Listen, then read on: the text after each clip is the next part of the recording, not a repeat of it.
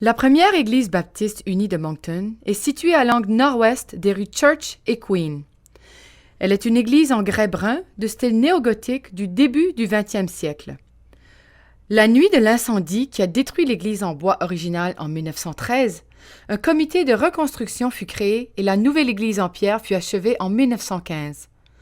Le comité avait engagé les services de l'architecte C.B. Chappell de l'île du Prince-Édouard et de l'entreprise James Reed & Son de Moncton.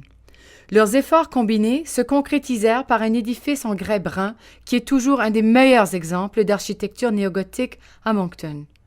Le design intérieur comprend plusieurs styles de piliers, des plafonds à caissons avec lattes et de nombreuses boiseries. Le joyau du cœur est l'orgue-coffre à tuyaux casse-avant doté de panneaux. Les premiers dons reçus, après l'incendie de 1913, ne parvinrent pas uniquement de la communauté baptiste. L'esprit de communauté était particulièrement présent lors de l'inauguration de la nouvelle église en pierre. Lorsque George O. Spencer, président du conseil d'administration, accepta le bâtiment au nom de la congrégation, il déclara que l'église était ouverte à tous. La première église baptiste unie de Moncton a été organisée par le révérend Joseph Crandall en 1828 et elle continue à répondre aux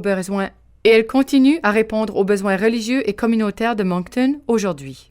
Cette congrégation a eu une église sur ce site depuis 1857.